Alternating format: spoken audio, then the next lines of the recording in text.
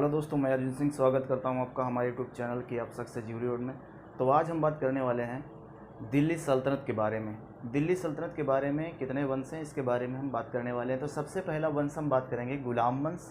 गुलाम वंश में आपको हम बताने का प्रयास करेंगे एक एक करके सभी के बारे में, धीरे धीरे करके चलते हैं। चलो, क्या क्या होता है गुलाम वंश, गुलाम वंश में कितने शासकों ने शासन किया, इस सभी के बारे में डिटेल से आपको बताने का प्रयास करते हैं। ठीक है, तो सबसे पहले हम बात करते हैं गुलाम वंश में कितने शासकों ने शासन किया, उनका शासनकाल कितना रहता है और कितने शासकों ने शासन किया। इससे बनने वाले जो भी क्वेश्चन है वो कोई भी क्वेश्चन छोड़ेंगे नहीं। ठीक है, तो सभी क्वेश्चन को देखने का प्रयास करेंगे, एक के बारे में देखते हैं हम लोग। ठीक है, चलो देखते हैं।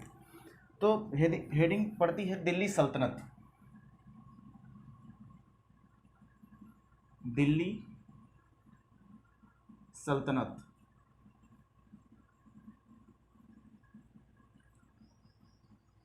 दिल्ली सल्तनत में कितने शासकों ने शासन किया और दिल्ली सल्तनत का शासनकाल कितना रहता है, कब से कब तक रहता है, यह भी पूछ लिया जाता है। तो इससे बनने वाले क्वेश्चन जो भी हैं तो सभी के बारे में हम बात करेंगे। ठीक है, तो दिल्ली सल्तनत का जो शासनकाल है वो रहता है 1206 ईस्वी से लेकर के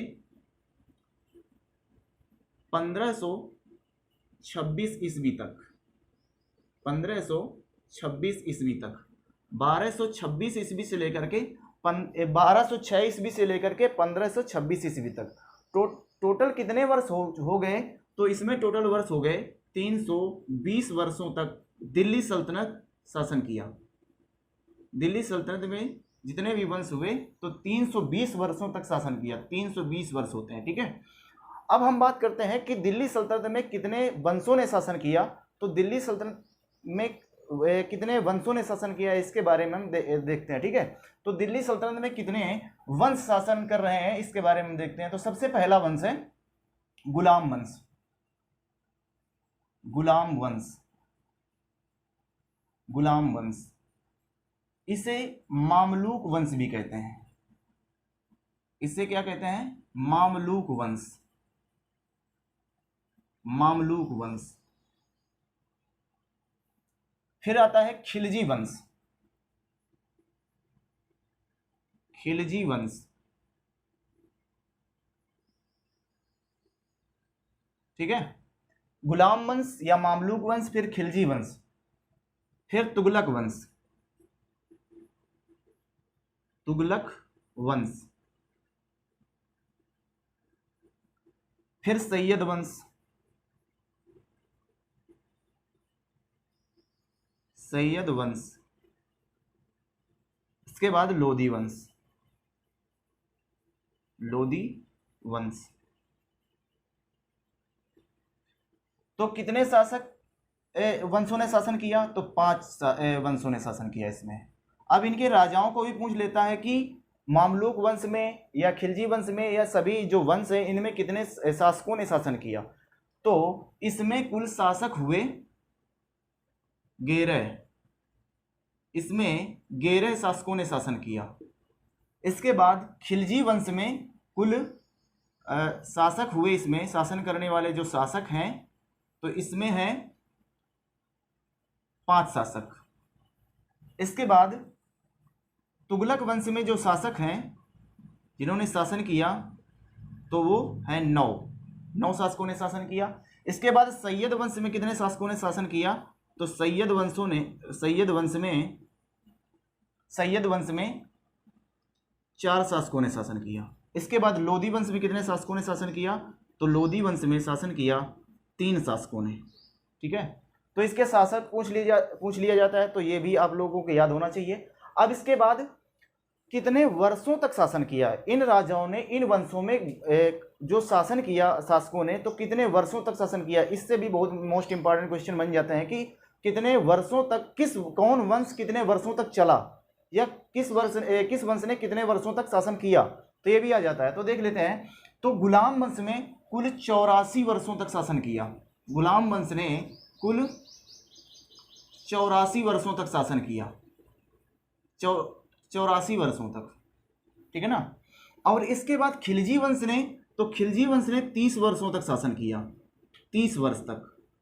और तुगलक वंश की बात करें तो तुगलक वंश ने 94 वर्षों तक शासन किया, 94 वर्ष। और इसके बाद सैयद वंश ने कितने वर्षों तक शासन किया? तो सैयद वंश ने किया 36 वर्ष तक, 36 वर्ष तक शासन किया। और इसके बाद लोधी वंश ने कितने वर्षों तक शासन किया? तो लोधी वंश ने 76 वर्षों तक शासन किया, 76 वर्ष तक शासन किया। अब यहाँ पर क्रम भी आ जाता है, तो सबसे ज्यादा किस वर्ष ने तुगलक वंश ने शासन किया? तो किस वंश ने सबसे ज्यादा शासन किया? तो तुगलक वंश ने। इस तरह से आप क्रम लगा सकते हो कि सबसे ज्यादा किसने? तुगलक वंश ने, फिर गुलाम वंश ने, फिर इसके बाद लोधी वंश ने, इसके बाद सैयद वंश ने, इसके बाद खिलजी वंश ने। तो ये आप क्रम इस तरह से जब याद कर लेंगे तो क्रम भी लगा सकते हैं, ठीक है। तो अवरोही या आरोही क्रम में भी पूछ लिया जाता है, तो या तो इस तरह सबसे ज्यादा और सबसे कम पूछ लिया जाता है, ठीक है। तो यहाँ से जितने भी बनने वाले क्वेश्चन थे आप लोगों के लिए हमने बताया, ठीक है। अब इसके बाद में हम बात करते हैं कि गुलाम वंश का सबसे पहला जो शासक हुआ या गुलाम वंश की जिसने स्थापना की वो कौन है, इसके बारे में हम बात करते हैं। तो इसका आप स्क्रीनशॉट लीजिए, इसके बाद हम गुलाम वंश के बारे में बताने का प्रयास करते हैं आप लोगों को, ठीक है। तो सबसे पहला वंश कौन सा है? गुलाम वंश। अब जब हम गुलाम वंश की बात करते हैं तो गुलाम वंश में सबसे पहला शासक है वो है कुतुबुद्दीन ऐबक। कुतुबुद्दीन ऐबक को गुलाम क्यों कहते हैं? क्योंकि यह गोरी का गुलाम था, गोरी ने इसको खरीदा हुआ था पाकिस्तान की नसापुर बाजार से, ठीक है। पाकिस्तान की नसापुर बाजार से खरीदा था इसको, इसलिए इसको गुलाम कहा जाता है। और इसने एक वंश चलाया जिसका नाम था गुलाम वंश। गुलाम वंश मतलब दासों का वंश, दास था ये क्योंकि, और इसके द्वारा जो खरीदे गए दास थे वो भी क्या किए? उन्होंने भी दासों को खरीदा, इसलिए इसे गुलाम वंश के नाम से जाना जाता है। और कितने शासकों ने शासन किया? तो कुल 11 शासकों ने शासन किया है। कितने वर्षों तक शासन किया? तो 84 वर्षों तक शासन किया है। अब हम बात करते हैं गुलाम वंश में कुतुबुद्दीन ऐबक की। तो कुतुबुद्दीन ऐबक कौन है? सबसे पहली बात ये बनती है, तो कुतुबुद्दीन ऐबक ये तुर्किस्तान का निवासी है, एक तुर्क शासक है या तुर्क व्यक्ति है। अभी शासक तो हुआ नहीं क्योंकि इसने खुद ही अपने आप को सुल्तान, कभी भी अपने आप को सुल्तान नहीं कहा है। क्वेश्चन ये आ जाता है कि दिल्ली सल्तनत पर शासन करने वाले गुलाम वंश में कौन सा व्यक्ति अपने आप को सुल्तान नहीं घोषित किया? तो कुतुबुद्दीन ऐबक ने कभी अपने आप को सुल्तान घोषित नहीं किया था। अब हम बात करते हैं कुतुबुद्दीन ऐबक की। तो कुतुबुद्दीन ऐबक तुर्किस्तान का एक व्यक्ति है, निवासी है, जो कि ये बचपन में अपने माता पिता के साथ मेले देखने जाता है। मेले में खो जाता है तो एक शराबी इसको पकड़ लेता है। जब इसको एक शराबी पकड़ लेता है तो वो शराबी क्या करता है? एक व्यक्ति को बेच देता है। वो व्यक्ति होता है व्यापारी, व्यापारी को बेच देता है। उस व्यापारी का नाम रहता है शेख फखरुद्दीन अब्दुल अजीज कूफी। उस व्यापारी का नाम रहता है, व्यापारी का हम नाम लिख देते हैं, व्यापारी का उस व्यापारी का नाम रहता है जिसको उस शराबी ने बेचा था। तो कुतुबुद्दीन को खरीदा,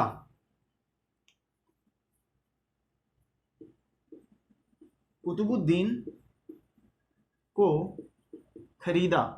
किसने खरीदा था? तो कुतुबुद्दीन को खरीदा था, कुतुबुद्दीन ऐबक को किसने खरीदा था? तो एक व्यक्ति है व्यापारी, इस व्यापारी ने खरीदा था जिसका नाम था शेख फखरुद्दीन, शेख फखरुद्दीन अब्दुल अजीज कूफी। शेख फखरुद्दीन अब्दुल अजीज कूफी नाम के व्यापारी ने इस ऐबक को खरीद लेता है। जब इससे पूछता है, इसको घर लेकर के आता है, इससे पूछता है बेटा आपका क्या नाम? तो ये अपने नाम नहीं बता पाता क्योंकि इतना छोटा रहता है। जब ये अपना नाम नहीं बता पाता है तो क्या होता है कि अब ये धीरे धीरे इसका लालन पालन करने लगता है। शेख जो है अजीज कूफी इसका लालन पालन करता है, इसको बड़ा करता है। क्या करता है कि जब ये फखरुद्दीन अजीज कूफी है, जब कुरान पढ़ता है तो इसके साथ में ये ऐबक भी कुरान पढ़ने लगता है। ये इतना सुरीली तरह से और बहुत ही जल्दी कुरान पढ़ना सीख जाता है। तभी इसने इस अजीजुद्दीन अजीज कूफी ने इस कुतुबुद्दीन ऐबक का क्या नाम रखा है? इसका पहला नाम कुछ नहीं रहता, इसी ने इसका नाम रखा है। इसका नाम रखा क्या? कुरान खां। क्यों कुरान खां रखा? कुरान खां या कुरान बख्श के नाम से, कुरान बख्श, कुरान बख्श, कुरान खां या कुरान बख्श इसने नाम रखा क्योंकि यह बहुत ही सुरीली स्वर में, बहुत ही सुरीले तरीके से कुरान को पढ़ता था। तो किस कारण? बहुत ही सुरीली ध्वनि में, सुरीली ध्वनि में कुरान पढ़ने के कारण, कुरान पढ़ने के कारण इसका नाम क्यों रखा इसने कुरान खां? क्योंकि ये बहुत ही सुरीली ध्वनि में कुरान को पढ़ता था, कुरान का पाठ किया करता था, इसलिए इसका नाम सूफी ने, ये अजीजुद्दीन कूफी ने इसका नाम क्या रख दिया? कुरान खां के नाम से इसका नाम रख दिया।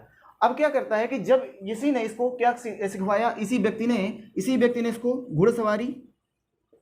घुड़सवारी सिखाई, धनुर्विद्या भी सिखाई, धनुर्विद्या भी सिखाई, ठीक है ना, घुड़सवारी, धनुर्विद्या, इस तरह से इसको सभी अच्छा एक सैनिक इसको बना दिया। जब इसकी मृत्यु हो जाती है, अजीजुद्दीन कूफी की जब मृत्यु हो जाती है, तो ये जो व्यक्ति है कुरान खां, ये पाकिस्तान की निसापुर बाजार में जाकर के खड़ा हो जाता है। और तो इसको एक व्यक्ति है जिसका नाम रहता है मोहम्मद गौरी, हमने इसको पहले भी पढ़ा दिया है आपको, तुर्क आक्रमण के, भारत में तुर्कों का आक्रमण जब हमने बताया था मोहम्मद गौरी कौन है, तो मोहम्मद गौरी ने इसको खरीदा। जब ये मोहम्मद गौरी क्या करता है, जब तराइन का सेकंड युद्ध, तराइन के प्रथम युद्ध को हार जाता है पृथ्वीराज चौहान द्वारा, तो ये जाता है पाकिस्तान के नसापुर बाजार में, नसापुर बाजार से इस व्यक्ति को खरीदता है जिसका नाम रहता है कुरान खां। कुरान खां को जब खरीद लेता है और इसके द्वारा जब जितने भी इसने युद्ध लड़े गोरी ने, तो ये अभी जीतता गया, तराइन का सेकंड युद्ध भी ये जीत गया था। अब क्या हुआ, जब इसको ये खरीद लाता है तो खरीदने के बाद सभी युद्ध गोरी जो है कि जीतने लगता है। अब हम बात करते हैं, वो हम बात कर चुके हैं, अब सिर्फ बात करने वाले हम किसकी, कुतुबुद्दीन ऐबक की। तो कुतुबुद्दीन ऐबक का नाम कुतुबुद्दीन ऐबक किसने रखा, तो कुतुबुद्दीन ऐबक का नाम कुतुबुद्दीन ऐबक मोहम्मद गौरी ने रखा था। तो कुतुबुद्दीन ऐबक का नाम कुतुबुद्दीन ऐबक का नाम गौरी ने रखा, गौरी ने रखा। क्योंकि किसके नाम पर, तो रखा किसके नाम पर, तो शेख ख्वाजा सूफी संत, एक सूफी संत थे, सूफी संत ख्वाजा ख्वाजा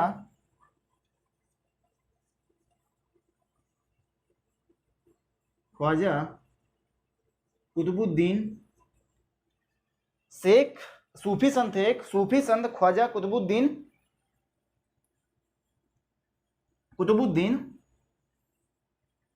बख्तियार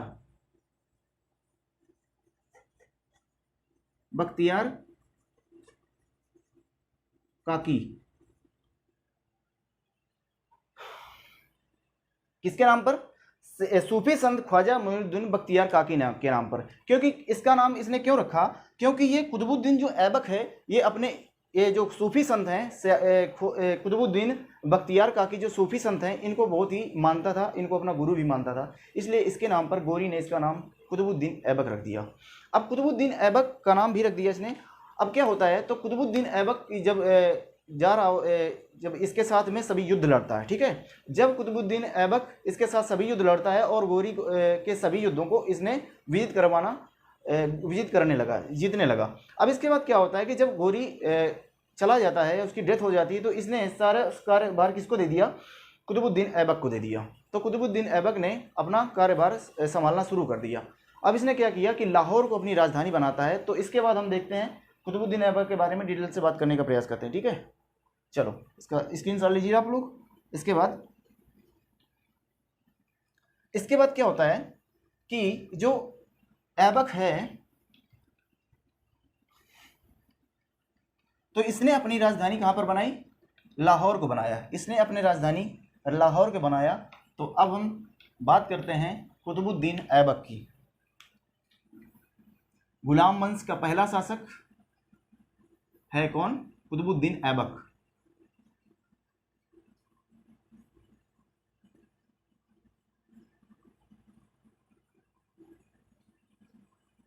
कुतुबुद्दीन ऐबक शासनकाल इसका क्या रहता है, 1206 ईस्वी से लेकर के 1210 ईस्वी तक, ठीक है, 1206 ईस्वी से लेकर के 1210 ईस्वी तक। कुतुबुद्दीन ऐबक, कुतुबुद्दीन ऐबक का नाम हमने बताया क्या है, कुरान खां। इसका नाम बोलें या उपाधियां इसकी देख लें कि अन्य नाम इसके हैं क्या, अन्य नाम, अन्य नाम क्या है, कुरान खां, कुरान खां या कुरान बख्श, कुरान बख्श। इसे हातिम सेकंड के नाम से भी जाना जाता है, हातिम सेकंड। हातिम सेकंड का मतलब होता है उदार हृदय वाला, उदार हृदय वाला। उदार हृदय होने के कारण इसको क्या कहा जाता है, हातिम सेकंड के नाम से जाना जाता है। और हातिम सेकंड, ठीक है। अब और भी इसे क्या कहते हैं, तो उपाधियां इसकी दी गई, क्या उपाधि या उपाधियां, उपाधियां इसकी क्या है, उपाधियां इसे पील बख्श कहा जाता है, पील बख्श, पील बख्श। पील बख्श का मतलब होता है हाथियों का, हाथियों का दान करने वाला, दान करने वाला। हाथियों का दान सबसे ज़्यादा करता था, इसलिए हाथियों का दान करने वाला मतलब पील बख्श के नाम से ये उपाधियां थी इसकी, ठीक है। इसके बाद लाख बख्श, लाख बख्श। लाख बख्श का मतलब होता है लाखों का दान करने वाला, लाखों का दान करने वाला। यह प्रतिवर्ष दान करता था, दान करने वाला, प्रतिवर्ष अपने खजाने में से ये दान किया करता था, लाखों का दान करता था, इसलिए इसे लाख बख्श के नाम से जाना जाता है। उदार हृदय के कारण इसे किसके नाम से जाना जाता है, हातिम सेकंड के नाम से। पील बख्श हाथियों का दान करने वाला। और इसके बाद पील बख्श, उदार बख्श और इसे कुरान खां तो हमने बता ही दिया, ठीक है। और इसे किस नाम से जाना जाता है, पील बख्श हो गया, लाख बख्श हो गया, हातिम सेकंड, ठीक है। तो इसकी उपाधियां हो गई, ठीक है, इसकी उपाधियां हो गई। और इसे क्या नाम, ये चंद्रमा, ये इस जो है ना, ये कुतुबुद्दीन ऐबक का अर्थ क्या होता है, तो अर्थ भी बात कर लेते हैं। ऐबक, जो ऐबक है, ऐबक का मतलब होता है कुतुबुद्दीन ऐबक, ऐबक का मतलब होता है चंद्रमुखी, चंद्रमुखी या चंद्रमा का देवता, चंद्रमा का देवता, चंद्रमुखी या चंद्रमा का देवता, चंद्रमुखी या चंद्रमा के देवता के नाम से इसे जाना जाता है, मतलब इसका अर्थ होता है, ठीक है। तो ये थे इसकी उपाधियां और इसके अन्य नाम, ठीक है। हातिम सेकंड, कुरान बख्श, कुरान सुरीली, हमने इसको पहले लिखा दिया था, बहुत ही सुरीली कुरान पढ़ा था, इसलिए इसे कुरान खां के नाम से जाना गया। हातिम सेकंड, उदार हृदय के कारण होने के कारण इसे हातिम सेकंड के नाम से जाना गया। पील बख्श मीन्स हाथियों को दान करने के कारण इसे पील बख्श के नाम से जाना गया। इसके बाद लाख बख्श मीन्स लाखों का दान करने के कारण इसे लाख बख्श के नाम से जाना जाता है। अर्थ मतलब होता है चंद्रमा, मतलब ऐबक का अर्थ होता है चंद्रमुखी या चंद्रमा का देवता, तो इसलिए इसको क्या कहा जाता है, कुतुबुद्दीन ऐबक। अब इसको नाम किसने दिया, इसका जो गुरु थे, इसके गुरु की बात करें तो हमें अब लिखा भी दिया था, अभी फिर भी लिखा दे रहे हैं। गुरु हैं इसके सूफी संत, सूफी संत ख्वाजा कुतुबुद्दीन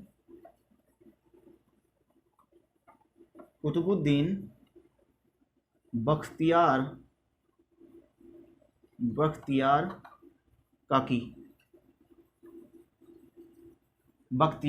काकी।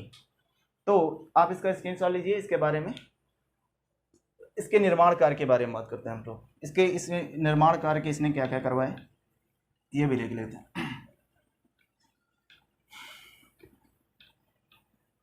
इसने क्या निर्माण करवाया, तो अब हम बात करते हैं किसकी, गोरी का सेनापति था उसका नाम था बख्तियार खिलजी।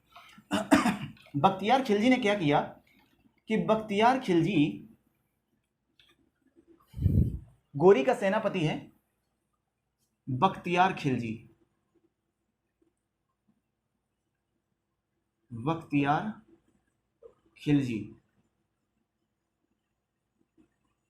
बख्तियार खिलजी किसका है, गौरी का सेनापति। बख्तियार खिलजी कौन है? गोरी का सेनापति। इसने क्या किया था? तक्षशिला विश्वविद्यालय, नालंदा विश्वविद्यालय, बिहार नालंदा विश्वविद्यालय, तक्षशिला विश्वविद्यालय, इसके बाद विक्रमशिला विश्वविद्यालय को इसने क्या करवाया? ध्वस्त करवाया। अजमेर में से अजमेर का जो संस्कृत विश्वविद्यालय था उसका, और दिल्ली में जो विष्णु मंदिर था इसका इसने ध्वस्त करवा दिया था, आग लगवा दिया था, जलवा दिया था, ध्वस्त करवा दिया था। ठीक है, तो इसने क्या किया? नालंदा विश्वविद्यालय, नालंदा विश्वविद्यालय,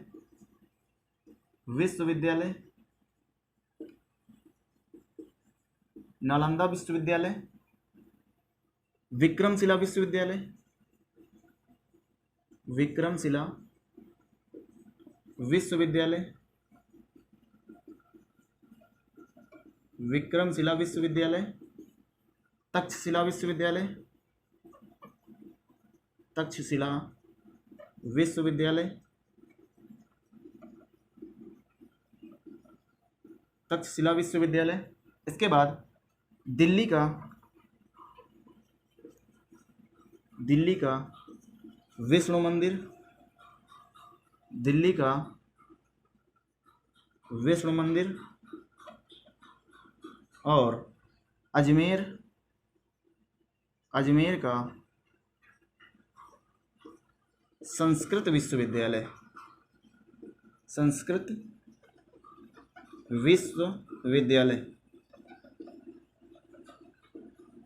संस्कृत का अजमेर का संस्कृत विश्वविद्यालय, इस संस्कृत विश्वविद्यालय को कहते थे, इसका नाम था, इस विश्वविद्यालय का नाम था, नाम की बात करें तो इसका नाम था सरस्वती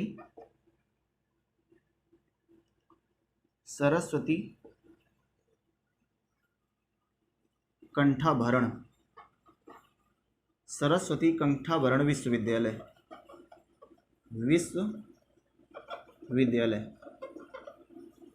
सरस्वती कंठाभरण विश्वविद्यालय इसका नाम था। ठीक है, तो इसने क्या किया? इस बख्तियार खिलजी ने, मोहम्मद गोरी का सेनापति है, इसने क्या करवा दिया था? इन सभी को ध्वस्त करवा दिया था। जब इस सभी को ध्वस्त करवा दिया तो कुतुबुद्दीन ऐबक ने फिर क्या करवाया? इनकी जगह फिर किसका निर्माण करवाया? तो नालंदा विश्वविद्यालय को इसने ध्वस्त करवा दिया, तक्षशिला विश्वविद्यालय, विक्रमशिला विश्वविद्यालय को इन्होंने ध्वस्त करवा दिया था। किसने? बख्तियार खिलजी ने। क्वेश्चन आता है कि इन सभी को ध्वस्त कराने का कार्य किसने किया था? बख्तियार खिलजी। कौन था? गोरी का सेनापति था। ठीक है, याद रखिए। तो दिल्ली का जो विष्णु मंदिर है, इसमें इसकी जगह क्या बनवाया गया? तो दिल्ली के जो विष्णु मंदिर है, तो दिल्ली के विष्णु मंदिर की जगह बनवाया किसने? कुतुबुद्दीन ऐबक ने। तो कुतुबुद्दीन ऐबक ने बनवाया था यहां पर क्या? कुव्वत उल इस्लाम मस्जिद, कुव्वत उल इस्लाम मस्जिद। क्या बनवाया? कुव्वत उल इस्लाम मस्जिद। कुव्वत उल इस्लाम मस्जिद का निर्माण करवाया किसने? दिल्ली के विष्णु मंदिर को जो बख्तियार खिलजी ने तोड़वा दिया था, तो कुतुबुद्दीन ऐबक ने इस विष्णु मंदिर की जगह किसका निर्माण करवाया? कुव्वत उल इस्लाम मस्जिद का निर्माण करवाया, जो विश्व की सबसे पहली मुस्लिम जो है कि इस्लाम मस्जिद है। मुस्लिम मस्जिद विश्व की सबसे पहली मस्जिद है। कौन? विश्व की सबसे प्रथम या पहली मस्जिद को किसका निर्माण करवाया था? किसने? कुतुबुद्दीन ऐबक ने। किस मस्जिद का निर्माण किया? कुतुब उल इस्लाम मस्जिद का निर्माण करवाया। ठीक है, ये क्वेश्चन बहुत इंपॉर्टेंट है। इसके बाद अजमेर का जो संस्कृत विश्वविद्यालय है, इसमें जो अजमेर का संस्कृत विश्वविद्यालय है, इसकी जगह क्या निर्माण करवा? तो 2.5 दिन का झोपड़ा बनवाया गया था। तो इसकी जगह क्या बनवाया गया? तो इसको जब तोड़वा दिया गया था तो इसकी जगह बनवाया गया, इसके स्थान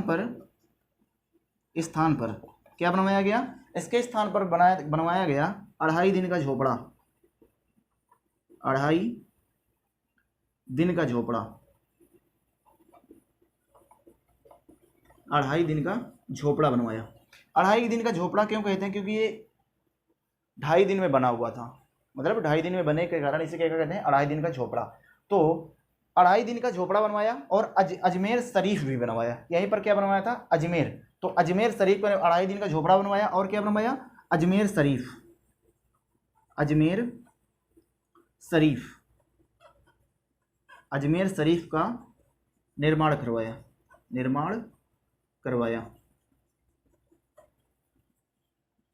अजमेर शरीफ का निर्माण करवाया। ठीक है, और इसके बाद इसने क्या किया, तो इसका आप स्क्रीनशॉट लीजिए। इसके बाद एक एक करके बात करते हैं। कुतुबुद्दीन ऐबक ने क्या निर्माण कार्य करवाया इसके बारे में बताते हैं, ठीक है। तो आप इसका स्क्रीनशॉट ले सकते हैं। चलिए, तो अब इसके देखते हैं निर्माण कार्य। निर्माण कार्य क्या करवाया इसने, तो सबसे पहले इसकी बात करते हैं हम लोग।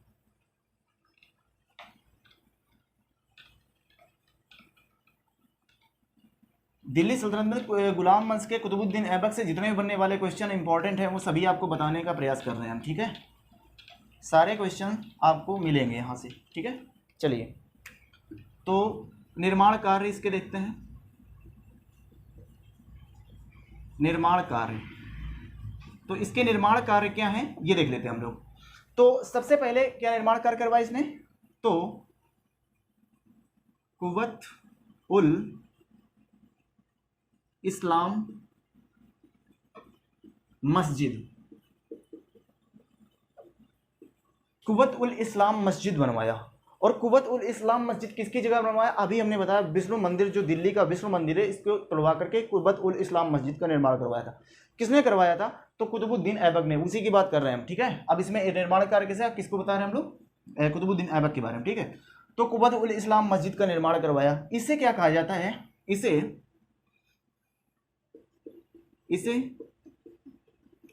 विश्व की प्रथम मस्जिद कहा जाता है, जो किसने कार्य करवाया था, कुतुबुद्दीन ऐबक ने, ठीक है। कुव्वत उल इस्लाम मस्जिद विश्व की प्रथम मस्जिद, ठीक है। अब इसके बाद बात करते हैं हम लोग कुतुब मीनार।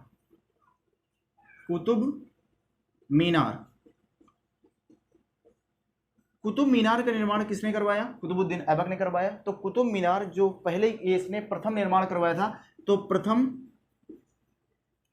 प्रथम मंजिल का निर्माण कराया।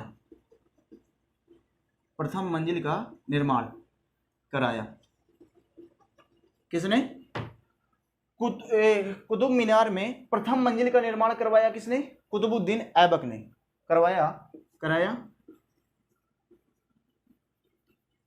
ऐबक ने प्रथम मंजिल का निर्माण करवाया, ठीक है। इसके बाद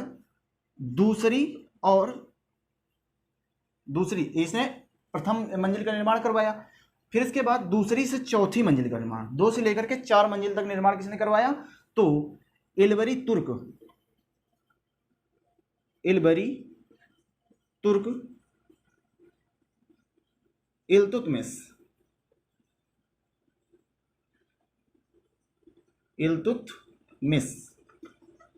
इल्तुतमिश ने कराया।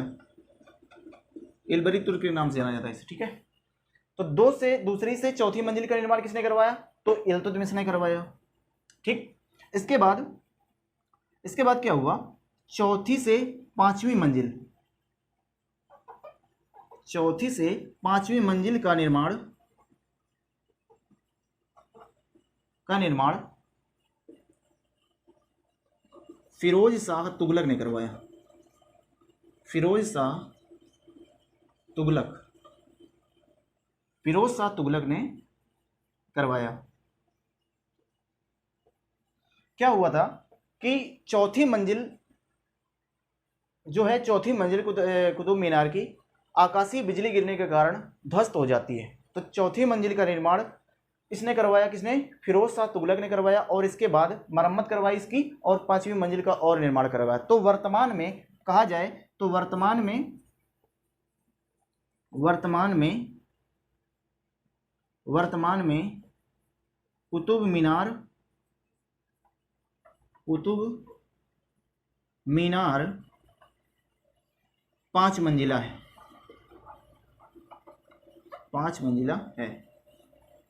ये भी क्वेश्चन आया है कि वर्तमान में कुतुब मीनार कितने मंजिला है, तो 5 मंजिला है। अब किसकी बात, इसी में क्या हुआ कि ये सबसे ज्यादा, अब इसको मिटाने का प्रयास करेंगे, चलो बता देते हैं इसी में, कि यह ईंट से बनी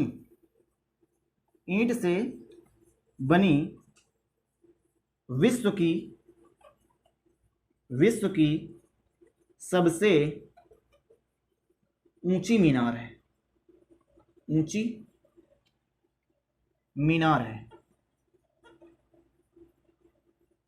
यह ईंट से बनी विश्व की सबसे ऊंची मीनार है, जिसे यूनेस्को की विश्व धरोहर स्थल में शामिल किया गया है। यूनेस्को के विश्व विरासत स्थल में इसको शामिल कर लिया गया है। तो ये ईंट की बनी है। इससे भी जितने भी क्वेश्चन बन रहे हैं, हमने आपको बताया कि प्रथम मंजिल का निर्माण किसने करवाया, तो ऐबक ने करवाया। दूसरी से चौथी मंजिल का निर्माण किसने करवाया, तो इल्तुतमिश ने करवाया। चौथी से पांचवी मंजिल का निर्माण किसने करवाया, तो फिरोज शाह तुगलक ने करवाया। चौथी मंजिल को ध्वस्त हो गई थी आकाशीय बिजली गिरने के कारण, इसलिए चौथी मंजिल का मरम्मत करवाई और पांचवी मंजिल एक मंजिल का और निर्माण करवाया था किसने, फिरोज शाह तुगलक ने। इसके बाद वर्तमान में कुतुब मीनार है वो 5 मंजिला है, ठीक है। और ये जो है ईंट से बनी विश्व की सबसे ऊंची मीनार है। तो इससे बनने वाले जो कितने कुतुब मीनार से बनने वाले जितने क्वेश्चन थे हमने आपको बताए, ठीक है। तो कुतुब मीनार हो गई। कुबत उल इस्लाम मस्जिद का इसने निर्माण कराया और किसने क्या करवाया, 2.5 दिन का झोपड़ा। चलो वो भी देख लेते हैं। तो इसका स्क्रीनशॉट लीजिए आप लोग। चलो ले लिया। अब बात करते हैं हम लोग 2.5 दिन का झोपड़ा। तो अभी हमने बता भी दिया था, तो और भी देख लेते हैं उसको।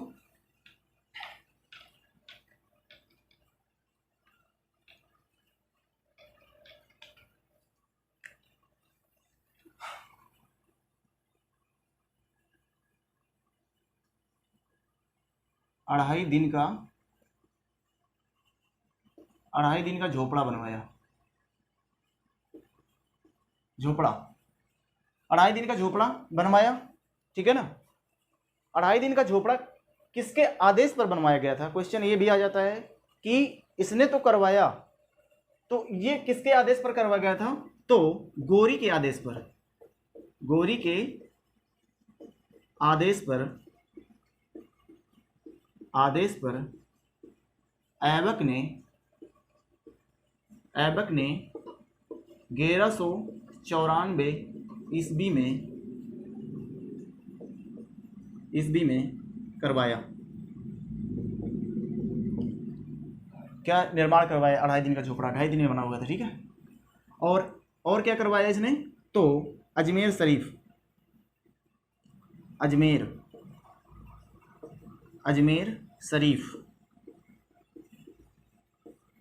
शरीफ का निर्माण कराया।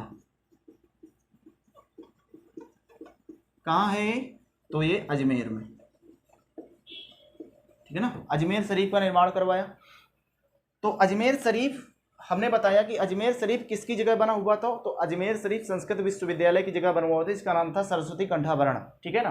तो इसने क्या करवाया, 2.5 दिन का झोपड़ा बनवाया, अजमेर शरीफ बनवाया, दिल्ली का जो विष्णु मंदिर है उसको तुड़वाकर कुबत उल इस्लाम मस्जिद का निर्माण करवाया, जो विश्व की पहली मस्जिद के नाम से जाना जाता है। विश्व की पहली मुस्लिम मस्जिद के नाम से कैसे जाना जाता है, तो कुबत उल इस्लाम मस्जिद को जाना जाता है, ठीक है।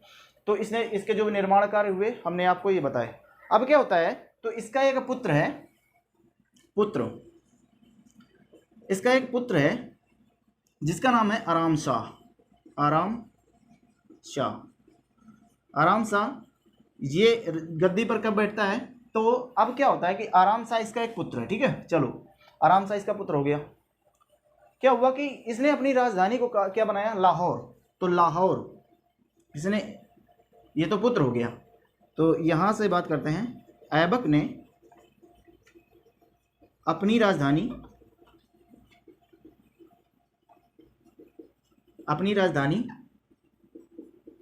लाहौर को बनाया था, ठीक है। लाहौर को बनाया भाई, ठीक है। फिर क्या हुआ, इसने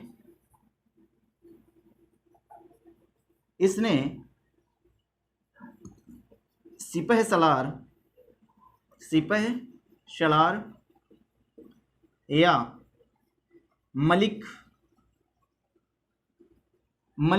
की उपाधि से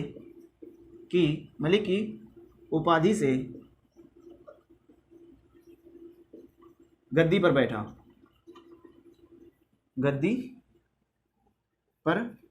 बैठा था।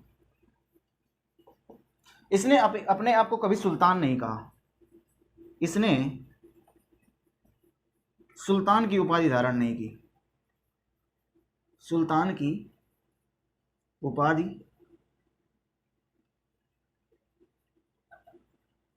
धारण नहीं की। इसने सुल्तान की उपाधि धारण नहीं की, ठीक है। तो इसका आप स्क्रीनशॉट लीजिए। इसने सुल्तान अपने आप को नहीं माना, इसने सिपाही सलार या मलिक की उपाधि से गद्दी चलाया इसने, ठीक है ना तो इसने कोई सिक्का चलवाया, ना तो इसने कुछ ऐसा करवाया जो सुल्तान करता था। तो इसे गुलाम वंश का संस्थापक माना जाता है, ना कि वास्तविक संस्थापक। तो गुलाम वंश का संस्थापक इसे माना जाता है, ना कि इसे वास्तविक संस्थापक माना जाता है, ठीक है। तो हमने बताया क्या, गुलाम वंश का इसे वास्तविक संस्थापक माना जाता है, ना कि वास्तविक संस्थापक माना जाता है, ठीक है। तो क्या हुआ कि लाहौर में इसकी मृत्यु हो जाती है। इसकी मृत्यु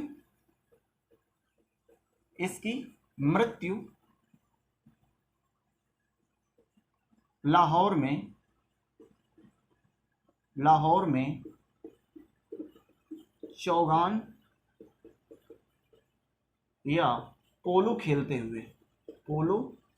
खेलते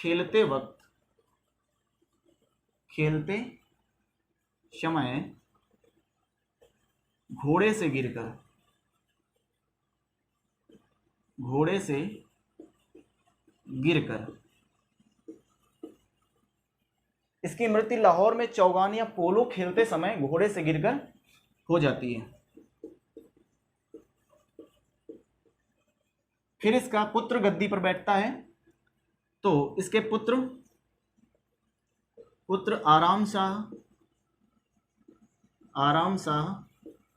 गद्दी पर बैठता है।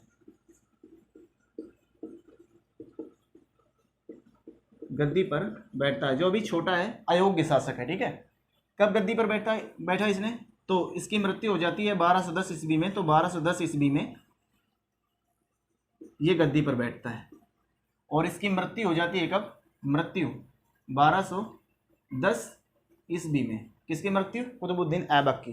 1210 में मृत्यु हो जाती है। इसके बाद जो शासक बनता है तो आराम शाह बनता है। आराम शाह क्या करता है कि ये अयोग्य शासक रहता है, तो इसके और भी उत्तराधिकारी रहते हैं, जो कि 3 उत्तराधिकारी रहते हैं।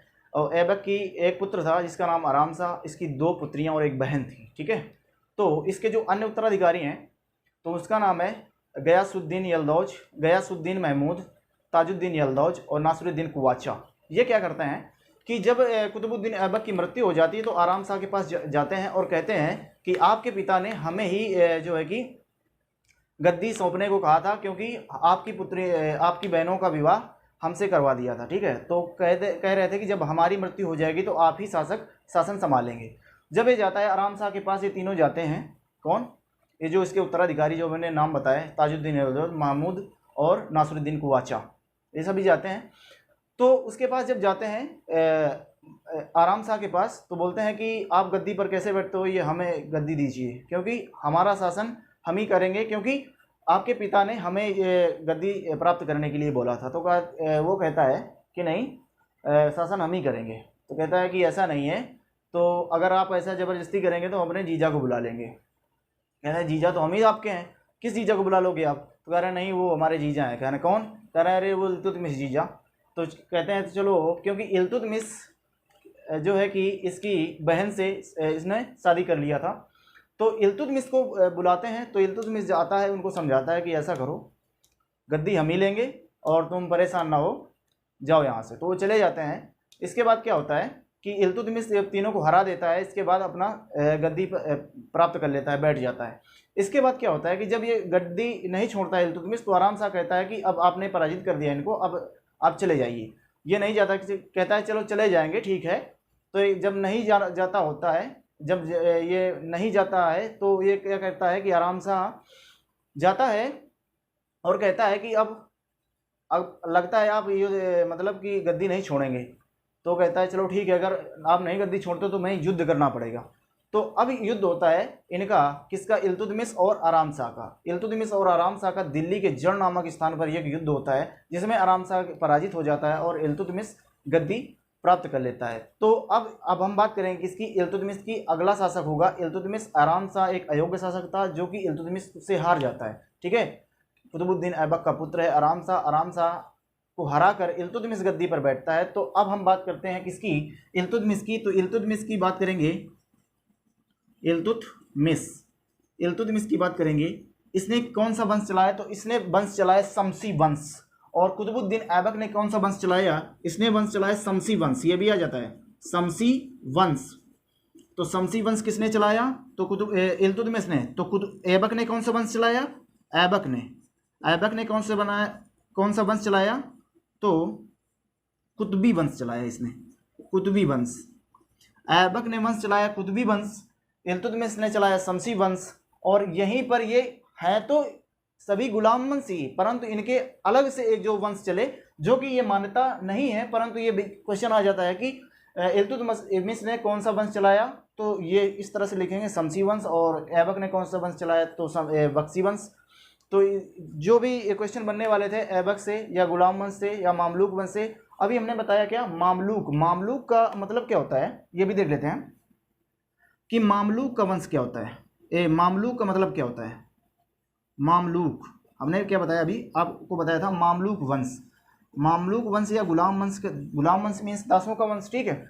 तो अब क्या है कि इसमें गुलाम वंश का मामलूक वंश का अर्थ क्या होता है। मामलूक का मतलब होता है स्वतंत्र माता पिता से पैदा हुआ, स्वतंत्र माता पिता से पैदा हुआ, स्वतंत्र माता पिता से पैदा हुआ। इसका मतलब होता है क्या, स्वतंत्र माता पिता से पैदा हुआ। तो ऐबक से बनने वाले जितने भी क्वेश्चन थे, गुलाम वंश में ऐबक हमने आपको आज बताया है। तो इससे बनने वाले जितने भी प्रश्न थे हमने आपको सभी बताए। कैसी लगी क्लास कमेंट करिए, और अगर चैनल पर नए हैं तो सब्सक्राइब जरूर कीजिए, और वीडियो को पूरा एंड तक देखते रहिए, जिससे पूरी जानकारी आपको मिल पाएगी, ठीक है। अब हम अगले चैप्टर जो होगा या अगला वीडियो जो होगा उसमें बात करने वाले हैं इल्तुतमिश की। इल्तुतमिश से जितने भी क्वेश्चन बनेंगे, सारे इंपॉर्टेंट क्वेश्चन होंगे, वो हम आपको बताएंगे एक एक करके धीरे धीरे। चलो ठीक है, धन्यवाद।